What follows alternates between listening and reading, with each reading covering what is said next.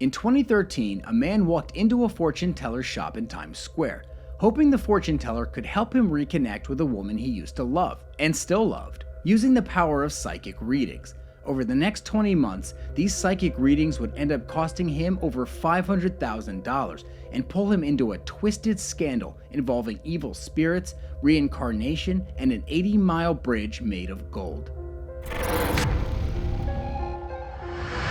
Niall Rice was a very successful, well-traveled 32-year-old British internet consultant. By 2013, he was making hundreds of thousands of dollars doing online marketing. This afforded him nice cars, nice clothes, basically whatever he wanted. But he also had a troubled side. He would drink heavily and use drugs, which led him to leave his home in England and fly to Arizona, where he entered a rehab clinic for acute anxiety.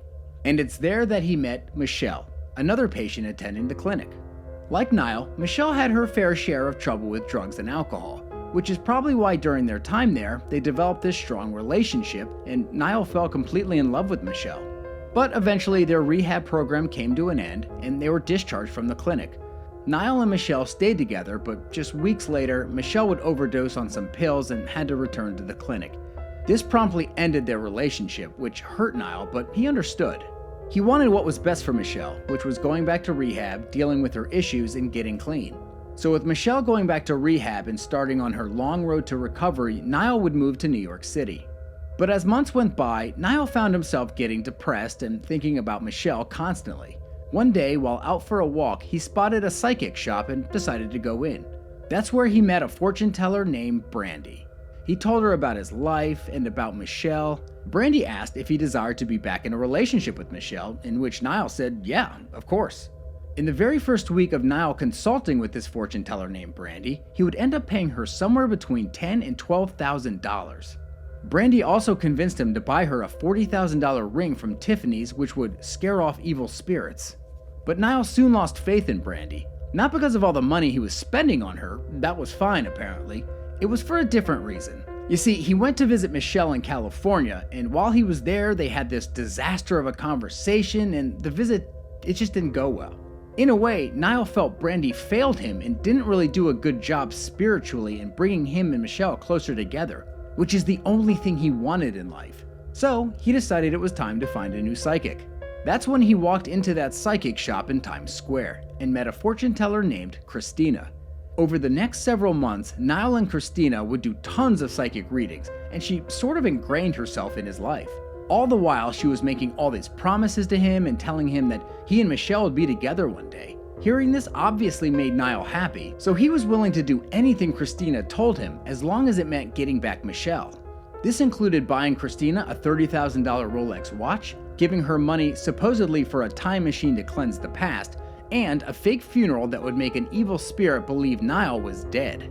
Even Niall would admit that this was all very strange, but he was willing to do whatever it took to be reconnected with Michelle. But then one day something shocking happened. Michelle died from a drug overdose. Niall was devastated, and surely now his conquest to start dating Michelle again would be over. However, this didn't deter Christina at all, who pretty much told Niall that we're not done here because I can reincarnate Michelle. You and Michelle will be together. It was after this that she got Niall to pay her $90,000 so she could build a bridge of gold to another dimension. That way, an evil spirit would be defeated and Michelle could be reincarnated. And even though this seemed entirely crazy, Niall gave in. For a short time, he even started dating a woman after Christina persuaded him that Michelle had been reincarnated into her body. Niall would eventually leave New York and move across the country to California. But Christina continued to call and email him constantly, talking about new visions she would have of Michelle. Niall sort of just wanted nothing to do with it. Michelle had passed away. The reincarnation thing, he wasn't really believing in anymore, and things clearly just weren't going to happen. That's when Christina began to berate Niall by saying she was broke and homeless because of him, that she was doing all her spiritual work for him and didn't have time for other clients. And it worked. Christina guilted Niall into paying her $100,000 just to make ends meet. By this point, Niall was struggling for money, getting loans from friends, and he was barely able to pay his rent. Finally, he'd had enough. He felt he was being exploited, so he hired a private investigator, which led to the arrest of Priscilla Kelly Del Moro, aka Christina. Priscilla was no supernatural miracle worker. She was nothing more than a psychic scammer, using her fake mystic ability to con money from vulnerable victims. Turns out that this was nothing new for Priscilla. In 2011, she was charged for doing pretty much the same thing to a woman in Palm Beach, Florida, in which the woman lost $30,000. However, thanks to a plea deal, Priscilla was barely punished for her crime. But in this case, she was punished for her crime, and in 2014, she was charged with grand larceny after swindling over $500,000 from Niall Rice. Though, she spent less than a year in jail. As for Niall, between the money he had spent on Brandy, that first psychic, and then Christina, he had lost over $700,000 and was left in financial ruins. That's it for today's episode. Again, hit that like and subscribe button, and until next time, keep your eyes open for scams.